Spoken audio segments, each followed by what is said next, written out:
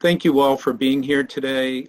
We really, Tim and I and Dave are so super excited to have this opportunity to kind of present to you. What Tim and I are going to start off with is just kind of an overview of what is modern slavery, human trafficking, forced labor, and how does it work. Some of you have been exposed to this, perhaps others haven't been. So let me just start off with a couple of cases that we often hear. The first one is forced prostitution. Now, I used to live and work in Nepal. I was there for 30 years, and during my early days, we would find girls that were 12, 13 years old who were HIV positive, couldn't understand what was going on. So we would go and interview them, and we would hear a typical story, how a human trafficker would go into a village, flash a bunch of money around, and say he's looking for a wife. He'd then find a girl 12, 13 years old, befriend her, and then basically get married to her. He'd go to the family and say, I'm going to take your daughter to the capital, Kathmandu, but that's not what's going to happen. Instead, he takes her to Mumbai, India, to the red light district where the brothels are. He puts her in a room and he says, honey, stay here. I'll be back in a few minutes. He then goes off to get the $500 for having sold her to the brothel. He has the gold from the wedding and he hands the wedding pictures over to the madam who runs the brothel. He then leaves to go back to Nepal to do this again and again. The madam then goes into the room where the girl is and says, guess what? Your husband just sold you to me and you're going to be with 20 guys a day, every day. You can imagine her shock. I don't know, my husband loves me. Oh, that's what happened. At this point, many of the girls say, I'll kill myself before I do those shameful things. The madam then goes and pulls out the wedding photos and says, is this your mom, your dad, your brother? If you hurt yourself, we'll hurt them. So she's trapped in this situation. Oftentimes, a couple of professional rapists will be brought in to break in the girl, and then she's forced to be with 10, 20 guys a day, every day, for a couple of years until she often gets diseases, she's burnt out, and then they throw her out in the street. This happens to 4.2 million women around the world. It happens in Asia, North America, Europe, everywhere. In fact, it just is a typical part of what we see in human trafficking. But it's not just women and girls. We see boys as young as 15 years old, tricked onto fishing boats. The fishing boats go out. They think they're only going to go out for 3 months, but it stays out for 4 years. This poor kid will end up working 17, 18 hours a day, every day. If he doesn't, he gets beaten and tortured. The only food he'll eat the entire time he's there is rice and fish, nothing nutritious. They often give strong stimulants in order to get the boy to work. If he gets sick, if he gets injured, they throw him off the side of the boat. At the end of the 4 years, the boat comes in, he doesn't get anything at all. Another example of human trafficking. I'll give you one more. A person from Myanmar hears that there's work in a factory in a location called Sumatsakan. There's a lot of seafood packing places there. He knocks on the door, factory owner comes out and says, what do you need? Looking for a job. Okay, I'll give you a job. I'll pay the equivalent of $50 US a month, but you can't leave the factory. This person has never made more than $25. He's thrilled. He goes into the factory. He works under horrific conditions for, about 2 months. But at least he's thinking, I can send this money home to my family. After this time, he goes to the manager and says, I'd like to be paid. Manager says, well, I forgot to mention one thing. It costs $54 US for you to be here. I'm only paying you $50. In fact, you owe me money and you can't leave until you pay it back. All of these stories have one characteristic or several characteristics associated with them. Number one, a person is tricked and deceived into a situation where they can't leave, and many of them don't get paid. That's the reason why it's called modern slavery. Now, this thing that we call modern slavery happens to about 40 million people a year. Out of that figure, 25 million of them are in what's forced labor, and out of that number, 16 million of them are associated with the private sector, where we get our food, our fish, our electronics, our goods, and so forth. In Asia alone, I think the statistic is something like 62% of the modern slaves are in this part of the world, basically for two reasons. Number one, there are a lot of people in Asia. China, 1.4 billion. India, 1.27 billion. You have Pakistan, Indonesia, Japan, Philippines. All those countries have huge populations. The second thing is the feudal systems that have existed in many of these countries have never been completely dismantled. As a result of that, you have a lot of people who are in these exploitative situations. To put it into perspective in terms of the rate of trafficking, about 9.2 million people enter per year. That translates to about 25,200 per day, or a new slave every 4 seconds. So if we count to 4, 1, 2, 3, 4, somewhere in the world somebody's entering. According to the Slavery Index, there's about 37,000 people in Japan who are identified as being modern slavery victims. This would include forced prostitution, the internship program, and others. My country, the United States, the number is estimated to be 700,000. And that's because a lot of people from around the world try to get into the United States, and many of them find themselves in that kind of exploitative situation. When it comes to the organizations that have traditionally addressed this issue, it's usually governments, the United Nations, and the NGOs. But, you know, to put this into perspective, according to the statistics, and again, we're starting with 40 million people, out of 40 million people last year, the Trafficking in Persons report indicated that about 108,000 people were helped. That's 0.2% of the victims, not even 0.5%. What this means is that a lot of people are out there in these circumstances, and there's really nobody there to basically help them out of this situation. Part of the reason for this is the profits generated from modern slavery are estimated to be 150 billion US dollars a year. It's the second largest transnational crime, second only to drug trafficking. As a result of this, you know, you have a tremendous amount of money that's available by the criminals in order to hold people in place. The amount of money that's available to address the problem globally is about 350 million, or 0.2% of the profits. Another reason why it's difficult for us to have an impact is it's estimated there's about 500,000 criminals around the world that focus on this. The number of people that do this full time is around 20,000 people. When you compare those two numbers, the people who are doing the good work in order to address this have to follow rules and regulations and laws. The people who basically are doing the crimes can evolve and change and modify whatever it is that they feel like they need to do in order to break laws, in order to continue to make money, and as a result of that, they are able to thrive. Another thing is a lot of people don't know much about this topic. You hear bits and pieces in newspapers or in news reports or on the radio and so forth, but what's really needed is for there to be kind of a template in a person's mind so that they can understand what are the characteristics of what's called modern slavery. How does it happen? Where does it happen? Who does it happen to? And then what is it that organizations do in order to address it? So I'm just going to, I'll say one more thing before I hand it over to Tim, and that is COVID. As we all know, COVID has had a devastating impact on all of our lives in many ways. But if you are a poor Bangladeshi person who is used to having a paycheck because you would work at the garment factory, and then all of a sudden the factory is closed because there are no orders are coming in, and you're sent home to be quarantined, you have no savings, the only way you're going to be able to survive is if you borrow money, but you have no way of paying that back. And so traffickers will often go to a family that has borrowed money and say, well, as a result of the fact that you can't pay me, I need a family member to come with me and work for X amount of time for free to pay back my debt. That could be a year, could be 2 years. Person says, well, it's not fair. Well, then pay me my money.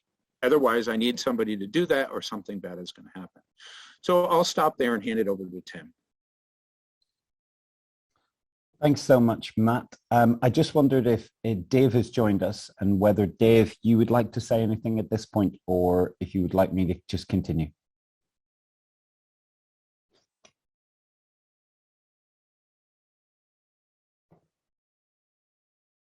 In the absence of Dave. Dave, you're muted. Dave. There we go. Got it. Sorry about that. Had a little technical issue getting on, but I appreciate Tim and Matt being here. They're amazing freedom fighters. Tim, why don't you go ahead and then I'll share a little bit about what the Rotary Action Group is doing and the work we're doing together.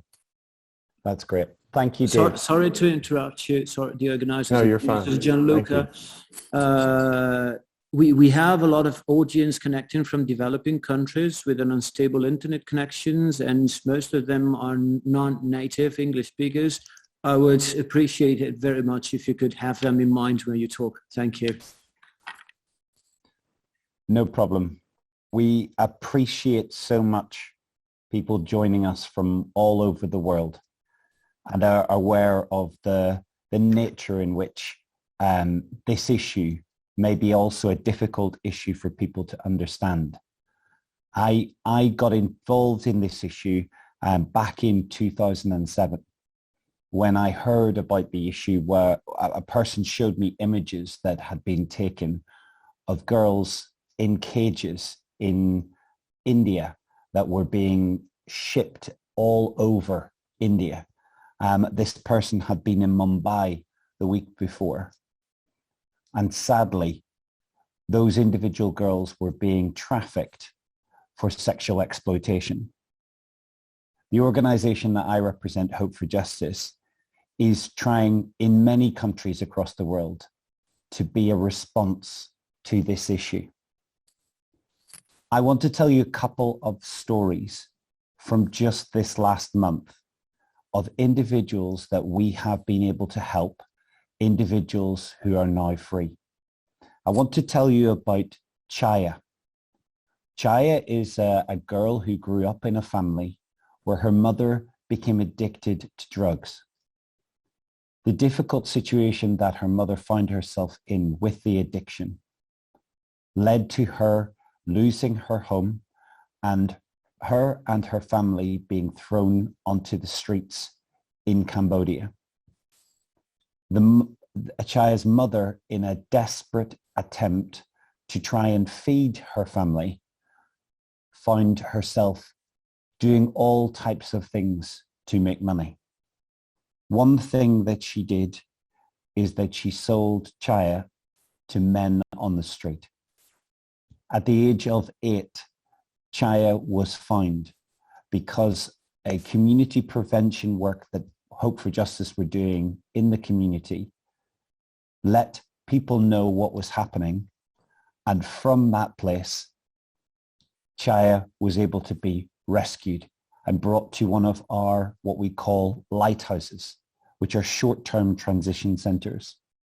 In this place, Chaya is able to get help with her medical needs, food, shelter, but most importantly, Chaya is able to have help with the trauma that she has been through. The second person that I want to tell you about is Anita. Anita herself was at the age of 10 abused by a relative. That relative in Uganda found the ability to sell her to men in that village. Off the back of the situation that she was in, Anita went through a severe amount of trauma. Being sold at the age of 10, that happening by a family member, has caused real issues for Anita. As a result, when Anita was rescued, brought into one of our centers, she was traumatized and withdrawn and living in pain. The difficulties that she now finds herself having are equivalent to PTSD, post-traumatic stress disorder. And what we have found with Anita is she's also suffering from depression and anxiety. Many of the issues that child victims go through and adult victims go through leave scars that need a significant amount of help to overcome. It's important that when you hear about this issue, that you're moved by this issue, but more importantly, that you're moved into action. Because as Matt has shared, there is only a small amount of people globally working in this issue, trying to find a response that is proportionate to the problem. We want to try and encourage more people to do all that they can all over the world to find a response to this. The sad reality is that it isn't just a developing country issue. It's a global issue. It's happening in cities, it's happening in villages, it's happening in towns all over the world. It may not be sexual exploitation. As Matt has said, it may also be labor trafficking. Labor trafficking where people are forced, like Matt has said, on fishing vessels or in agricultural settings, in factories. Those individuals who find themselves in these spaces can be beaten, can be hurt, can have all manner of things thrown at them using forced coercion. Like Matt has said in the example that he shared in Nepal, they will often use examples of what they will do to other people to use mental torture that will then keep those individuals held in captivity. The other area that we see a significant amount globally on is domestic servitude. That is where individuals are taken and forced to stay in homes to do menial tasks. In many circumstances, these individuals are held there for years. We had an individual that we helped rescue in the United States.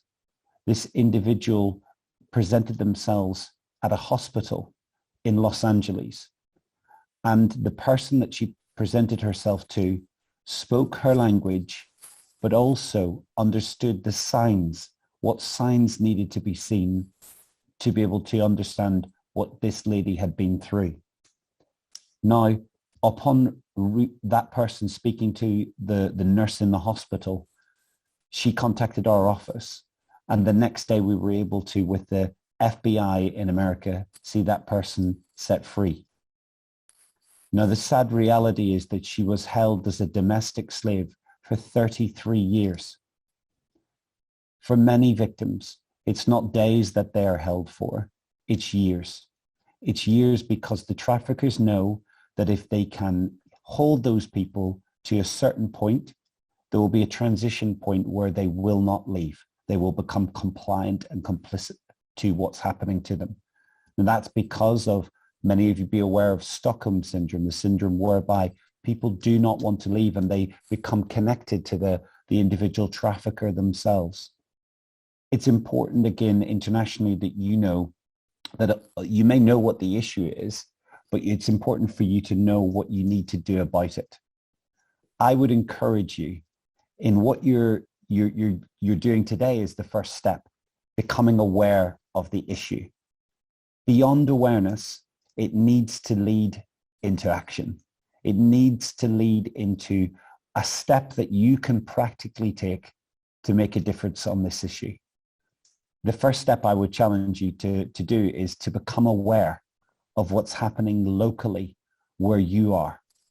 The Trafficking in Persons report gives an overall assessment to the issue that is happening in your country and in the place where you live. I would encourage you to understand what's going on locally and the amazing organizations that are working globally around this issue. I want to thank you for being on, and I want to turn back to Dave, who can give you more of an explanation of what the Rotary's Action Group Against Slavery are doing in this issue. Thank you. Well, thanks so much, Matt and Tim, for being here tonight, and thanks for the amazing work you're doing. But we don't know what level you know about the issue of human trafficking or modern slavery on this call tonight, this Zoom. But I'll just tell you my story briefly. As a Rotarian, as a president of my Rotary Club in 2012, I was at a conference called the Passion Conference in Atlanta, Georgia. And the entire conference was focused on the issue of human trafficking. And I remember thinking, that doesn't happen in my neighborhood, that happens somewhere else. That's somebody else's problem. But I met a girl through that conference, through the CNN Freedom Project. Her name was Melissa. And she was trafficked in downtown Atlanta from my hometown. Dropped out of high school, was trafficked. And I remember asking her to come speak at my Rotary Club that year when I was president. After the meeting, one of our members gave Melissa a big hug. I said, how'd you know Melissa? He said, she used to babysit my kids when she was 12. And I remember thinking to myself as a Rotarian that this has happened in my community. This has happened everywhere in the world. And I know that the fact that Rotary is on the verge of eradicating polio, why not the issue of modern day slavery? And so because it's a global issue, and you've heard the statistics from Matt and Tim, about 45 million people enslaved around the world, how do you get your head around that? Well, it became about that one. It's about the power of one. but what we can do for each person in our community. And that's what we do as an action group. And that's why I'm so excited that we have this opportunity to present on this issue. So many people think it doesn't happen in our community, but this happens in every community in the world. And so the Rotary Action Group Against Slavery has now grown from 2013 to have membership in 62 countries. We have board members on 6 continents in the world. And it's amazing to see the fact that so many Rotary members and so many Rotary clubs are engaged in this issue. And we're so excited about the great partners we have with Tim and Matt and the work they're doing. Matt serves on the Rotary Action Group RAGAS board as well. But the bottom line is that Rotary International is 1.2 million Rotarians, 34,000 clubs in over 200 countries. We're the one organization that can take this issue on in a big way. And I'll tell you the impact of kind of a few stories, but one story in particular probably about a month and a half ago, I get a call from our coordinator, Cynthia, who lives in Quito, Ecuador, who received a message from somebody she knew in Argentina, who received a message from a mom in Mexico. Her daughter had been trafficked for 2 months and was at her wit's end, didn't know what she could do. Her daughter had been trafficked for 2 months, didn't know how to find her. So we reached out to our partners in Mexico, A21, we work with quite a bit. And within 24 hours, they rescued the girl. And they sent me a picture of the girl and the mom hugging each other the first time they saw each other. And that's what it's all about. That's what Rotary does. That's what we do as an organization. And that's only the tip of the iceberg. I can tell you thousands of stories of how Rotary members have engaged on this issue to not only educate people, but save lives. And so as a Rotary Action Group Against Slavery, it's www.ragas.online. Please go there and visit us. Join the action group. We can share those stories. We can share what you're doing. And I'll add one more thing before I turn it back over to Matt and Tim. But and I'll put it in the chat here in a minute. But we're going to have a membership meeting, which John Cotton Richmond, Ambassador John Cotton Richmond, who's the former ambassador for the U.S. State Department on the Trafficking in Persons Office, will lead off the meeting. But we'll have a whole program on what we're doing as an action group, but also we've launched an entire initiative on education prevention. And so it's so important on this issue. We are creating a toolkit that with Matt and Tim's and others' input on that, they'll have a toolkit on education prevention, survivor services, law enforcement, healthcare, all sorts of aspects of human trafficking that you can go to and really begin to delve into this issue.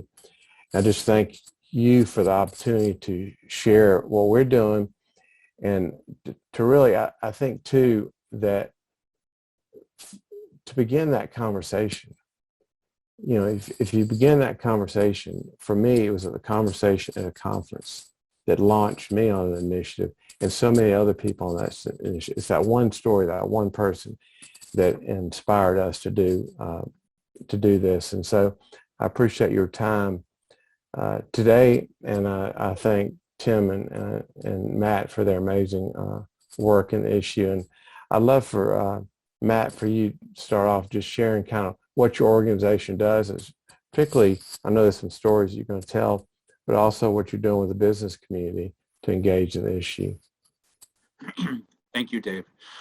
The organization that I run is called the Mekong Club, and it basically works in Asia and in other places around the world with businesses to help them to understand the issue of what is called modern slavery and what they can do to address it. Now, the reason why businesses have to be concerned about this are various trends that are taking place. First, there is legislation that says if you're a big company and you have products in the UK, Australia, United States, and other locations, in order to sell your products, you have to put on your website what you're doing to address modern slavery. So this is forcing companies to learn about the issue to be able to answer those questions. A second thing is there's a certain number of companies finding themselves being named and shamed. Somebody finds something in the supply chain, and as a result of that, this could have a significant reputational risk. A third thing we're seeing is increased media coverage. People are interested in the topic. They want to know whether or not the products that they're buying are slave-free. And lastly, ESG, environmental, social, and governance, which is a metric that companies use to determine whether they're doing the right thing in relation to the world, to the planet, to communities and workers. There are people asking questions, investors. How do we know that the investments that we make are not supporting modern slavery? So as a result of that, you have a lot of corporations that are interested in this topic. My organization has an association. This association has about 60 members, and the members come from 4 basic categories: banking and finance, retail, manufacturing, and hospitality. These individuals meet on a quarterly basis, and during the time they meet, they debate and discuss and identify what they think their sector needs in order to address the issue. For example, the banks need to understand what transactions are out there that could be considered to be nefarious or bad transactions. So what they do is they look at the criminal activity of human trafficking, they analyze it, and then they determine which transactions take place and which could be associated with modern slavery. As an example, in the United States, there was a nail salon chain that had hours from 9 in the morning till 9 o'clock at night. But an accountant found that there were transactions taking place in that business at 2, 3, 4 o'clock in the morning. When they looked into it, they came to realize there was a sex trafficking ring there. So by taking those indicators, transactions, after hours, and looking at their big data, they can determine if other things are happening. When it comes to retail and manufacturing, they have concerns about supply chains, factories that they work with. How do they know that these factories are not exploiting people? So we work with these companies to help them to understand what are the signs that they should be looking for. What is the verification that they need? How do you talk to the migrants within those factories in order to collect information to ensure that there isn't things taking place? An indicator of forced labor could be something like a person's passport is taken by the factory and they say, well, you can't leave because I have this and you're going to stay here because I say so. Another thing could be that a person, even before entering a destination country to work in a factory, develops a large amount of debt. And that debt has interest and it has fees. And what started off as, let's say, $1,500 becomes $3,000. And it takes years for them to pay that back. Lastly, the hospitality sector has, sex trafficking they have to be concerned about, construction they have to be concerned about. They buy seafood that could be tainted by modern slavery. And the people who work within the business could also be tainted by modern slavery. So the point is we work with the private sector. We do it in a positive, supportive way. We help the companies to understand what they need to know. We give them the tools to be able to address it. And as a result of that, we are able to then help the private sector to be a part of the response to addressing modern slavery. And as you all know, many of the Rotarians that are in the clubs that you're representing have private sector people. And so this offers them an opportunity to kind of tap into the expertise that we offer in order to address the problem. So I'll just stop there and hand it over to Tim. Thanks, Matt. Tim, that's a great point too, because the fact that Rotary has in our clubs, we have educators, law enforcement, business leaders, every sector of society is in Rotary. And that's why this issue is so important that we take this on. The other thing I'll mention too that I didn't mention earlier is that, as you know, as Rotarians, we have 7 areas of focus.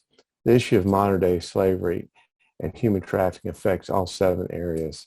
If, for instance, if you build a well, but yet the girl can't go to the well because of the fear of being beaten or raped, that well is rendered useless. So it's important that we understand how this really affects all areas of focus. But Tim, with Hope for Justice, I know you're in 30 locations in 5 continents and doing incredible work on all those areas.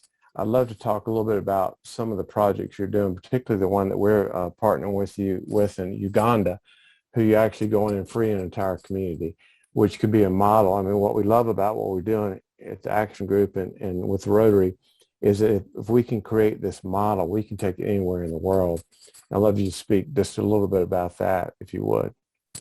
Yeah, but by all means, thanks, Dave. I think from where we are, Hope for Justice is one organization, and there are many organizations doing great work globally. For what we're trying to do, we're trying to focus on some core areas that we believe are important. So we cover 4 core areas across what we do: prevention, rescue, restore, and reform. With prevention work, none of us want to have to rescue individuals or see their lives restored. We actually want a reformation of society so that this doesn't happen. And, it's much easier to prevent this from happening than it would be to find those individuals and see them restored. So prevention is absolutely key. And a lot of the work that we're trying to do now is addressing key areas in countries where we're finding vulnerable groups and vulnerable locations where individuals could be trafficked from. The reality is that we see circumstances that can be created whereby individuals may be vulnerable. And there are key moments in lives for those individuals. It could be that someone offers a job, or it could be that a family find themselves having to take out debt to deal with a short-term problem that they may have and see that compounded. So in certain circumstances, it may be that an individual family have a problem with their water tank, and that means that they need to buy another water tank, don't have the money for it, and approach someone locally. They lend them the money, and the money itself, with the interest rates, is impossible to be able to pay back. And that enables those individuals to be debt bonded to the individual themselves. So what we try and do in kind of rural settings in places like Africa is that we try to set up what we call community conversations. Those conversations are not just with one individual, they're with the whole community to make them aware of what the issue is. But then alongside that, we try and help set up or coordinate or connect into village savings loan schemes.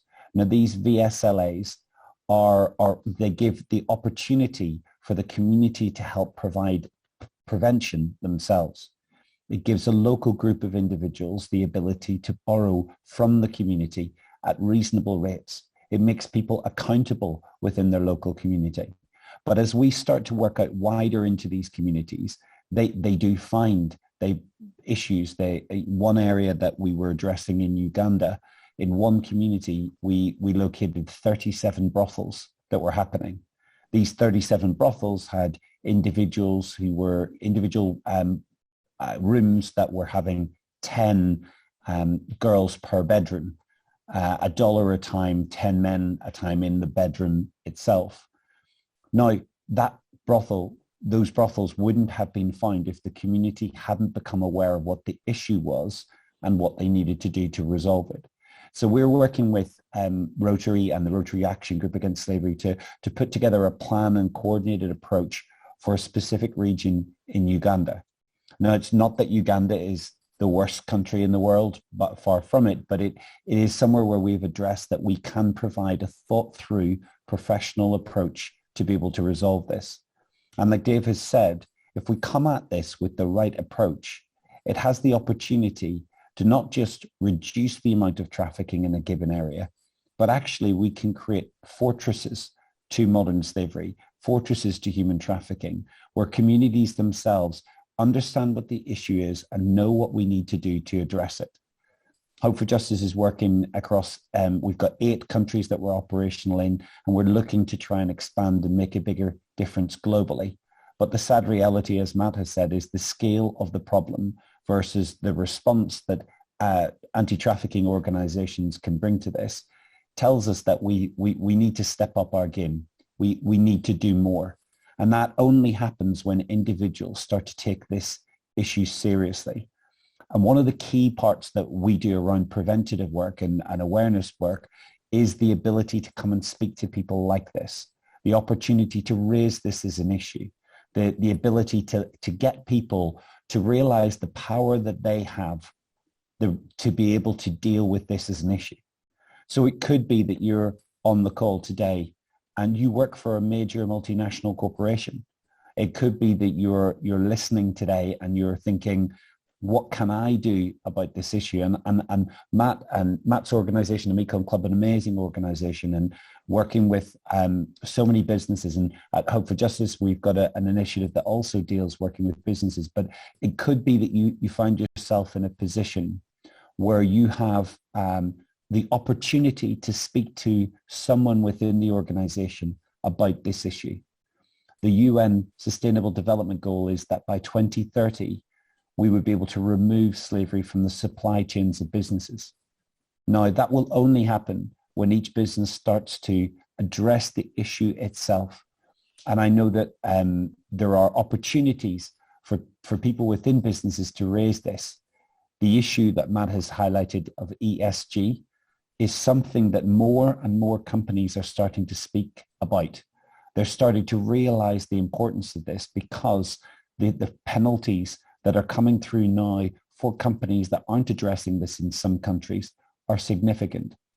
Just in Germany, in 2023, a new law will be enacted that will carry an 800,000 euro fine, or 2% of revenue, as a potential fine for a company that's complicit with what's happening.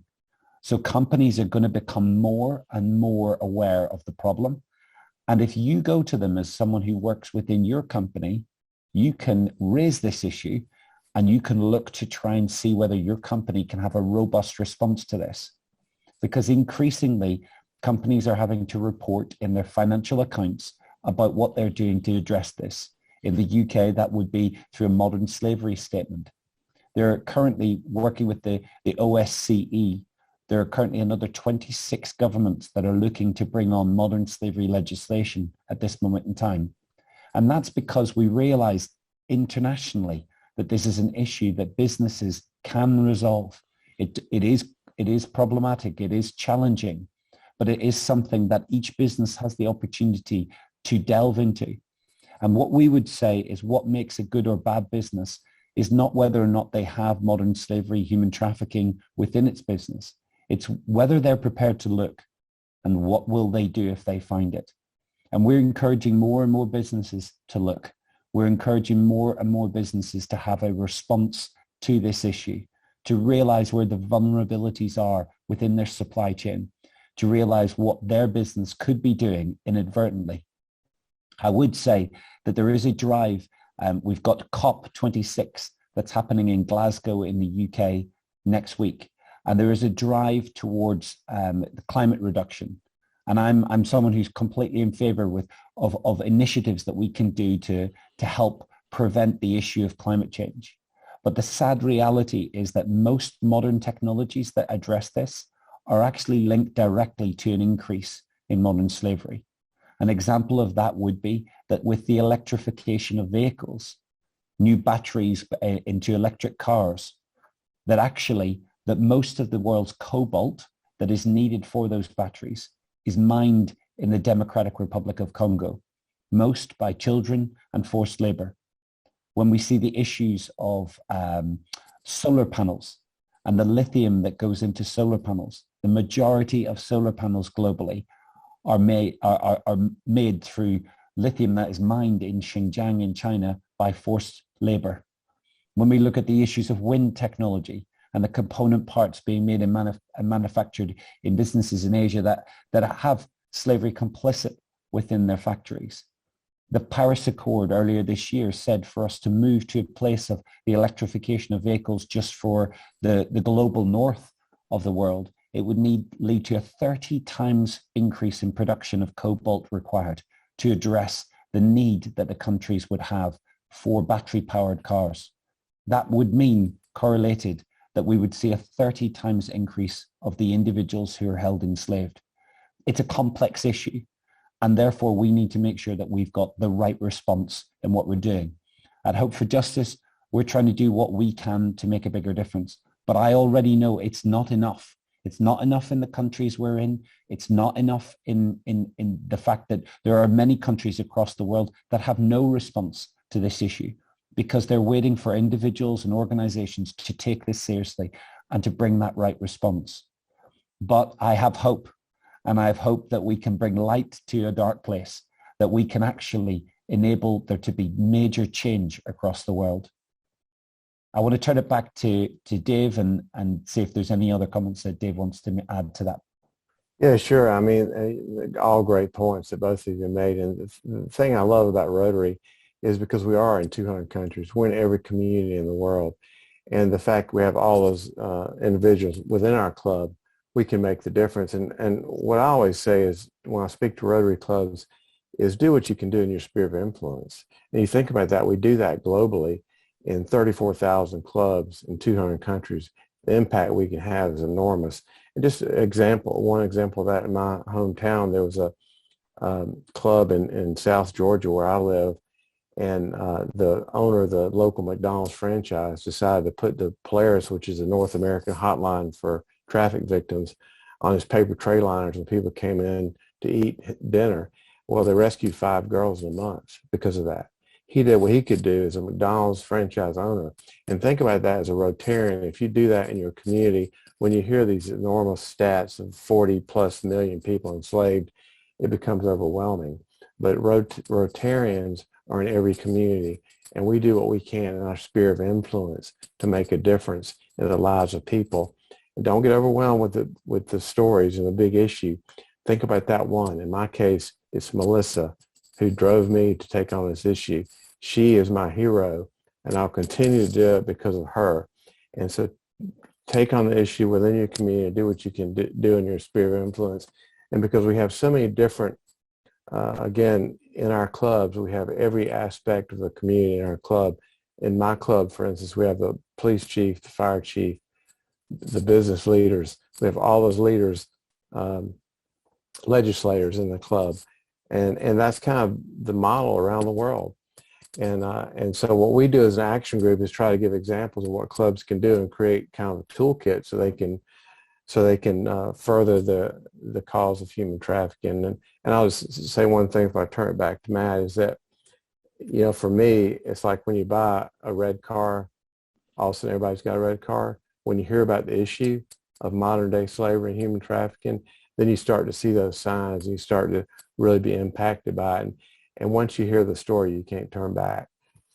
So yeah, and I know Matt's got a couple of examples I'd love for him to share. One was a financial, you were doing a conference and you met somebody that was in the finance issue, and then you have an amazing story of a survivor, Gita, that I would love for you to share about that, because I think it's important that with the financial example is that what can I do? Well, you can do what you do and help on the issue. Yeah, let me start with that. I was in Washington, D.C. about 2 years ago. I finished a panel for the American Banking Association, and a person came up to me and said, "I'd like to talk to you." That happens quite often. I said, fine. He said he was taking his wife and his teenage daughter from one part of the country to another. He got about halfway there. They stopped in a motel. He got his wife and daughter settled. He went out to get food, and as he was doing this, he saw a 14-year-old girl being dragged into the hotel room. He didn't know what was going on. He was concerned. It looked like prostitution. She was so young. He has a teenage daughter. He went to the manager, told her about this, went back to his room, not knowing if anything would happen. But sure enough, 20 minutes later, a police car came. 20 minutes after that, the guy was being taken out in handcuffs. The girl was being taken away in an unmarked car, presumably to a shelter. He said, this was a proud moment for me. I just was so proud. It was a milestone in my life, and I wanted to tell you about this. So I turned to him and I said, well, what do you do? He says, well, I'm a banker. And I said, yes, you're at a banking conference. I get that, but what do you do? He said that he looked at accounts, he does risk assessment, anti-money laundering. And so I looked at him and I said, do you ever focus on human trafficking? He says, yeah, all the time. So I said to him, don't you realize that you've been doing this work for a long time? Whenever you take on one of these potential fraud cases, these money laundering cases, you're addressing modern slavery. Maybe you don't see it the same way you saw this girl in the motel, but you were heroic. You were doing heroic things as a result of what you were doing. And all of a sudden he came back and he had this almost epiphany, like, oh yeah, I guess you're right. A couple of months later, I told that story to a bunch of bankers in Singapore. There were about 650 of them at the Singapore Banking Association. I talked about how they were heroic. And afterwards, a lot of them came up afterwards and said, wow, nobody says that to us. But you're right. We do heroic things. The other story is a story that goes back to my early days in addressing modern slavery. I was in Nepal. I was working for the U.S. government. I desperately wanted to do something, so I decided I was going to write a book. As part of this book project, I went from shelter to shelter to interview the women and the girls. I went into one shelter, and there was a girl named Geeta. And every time I approached her, she said, no, I don't want to give my story. But she sat and listened to all of the other stories being told. When I finished and I was leaving, Geeta comes running up and said, I changed my mind. You can have my story. I was thrilled. So Geeta sat on one side of the table, and the rest of us sat on the other side of the table. And over a 3-hour period, she just told the worst story I'd ever heard of rape and torture and disease. I didn't know what to say to her. Finally, I turned to her and I said, wow, Geeta, you must be so angry at the traffickers for the horrific things they did to you. She paused. Then she said, no, I'm angry at you and you and you. She pointed at us. She said, where were you? Said that every single day she woke up praying for somebody to come and help. Nobody came. She said she went to school till she was 12. She knew everything around her was out in the open. Why is nobody doing anything? She said she wasn't angry at the traffickers. She said they're just bad people being bad people. She said she was angry at the good people, at society for not caring enough to allow a 15-year-old girl to be commercially raped 7,000 times only to eventually get AIDS and she was dying. Now I tell this story because Geeta called us out. There's 40 million people in modern slavery. We're helping 0.2% of them.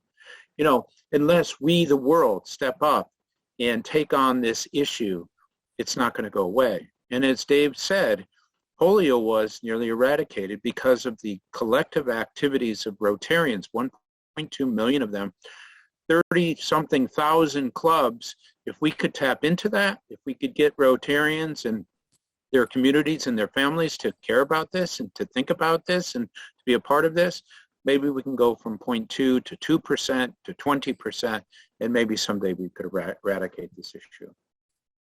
That's right. And you think about in 1984 when Rotary began to take on the issue of eradicating polio. First is one project, and they said, we can eradicate polio. And imagine if we put the same force behind the issue of modern slavery and human trafficking, what we can do as an organization. Because again, like I said earlier, we're in every community and we're very community-based. And I feel very hopeful about where we can go with this. I've seen as an action group how we've grown. I've seen how Rotarians and Rotary clubs have taken this issue on. And earlier, and I'll let Tim close out in a second, but earlier I was watching the sessions with the youth around the world, Interact and Rotaract, how encouraging that was. Sri Lanka and Australia and Japan and all over the world talking about what they're doing. And one example of that is our coordinator in Quito, Ecuador, started an Interact Club there that just deals, it's a RAGAS or Rotary Action Group Against Slavery Interact Club dealing just with the issue of slavery. And if we do that around the world, you know, it's the youth that are going to solve this problem. They're the ones, we're just planting a seed. They're the ones that are going to solve the problem. And so I feel really optimistic about what we can do as our action group. And I was very encouraged to hear what the young people were doing earlier in the panel that I heard. But Tim, we've got about 3 or 4 minutes left. I'd love for you to close out, and appreciate both of you being here. And thanks so much for your partnership with Rotary Action Group, and thanks for the amazing work that both of you all are doing. There were, sorry to interrupt, there were 2 questions from the audience, one from Darfur remotely and one from Cambodia is in the chat. Did you have the chance to read it? Yeah, I did. Okay. Anybody wants to take it? I'll take the Cambodia one, and maybe Tim, you'll take the Dahar one. Yeah. Yeah, Cambodia, we had planned to do a series of talks related to the private sector in Cambodia, then COVID hit. We have one of our board members that are there. I'm going to put my email address on here, and if you feel that you can help us to pull together a talk, we're happy to do it remotely. I had an office in Cambodia for many years, and it's been a long time since I've been there, and I would really like to do what I could to help. So you'll see the email address, and I'm happy to respond by email. I'll pick up the second one. In terms of the question that's been raised is around, in the developing world, which countries are taking this seriously, and where's the model that's coming through? I would say that there are a number of countries that are looking at this stage to address primarily sexual exploitation as opposed to labor trafficking.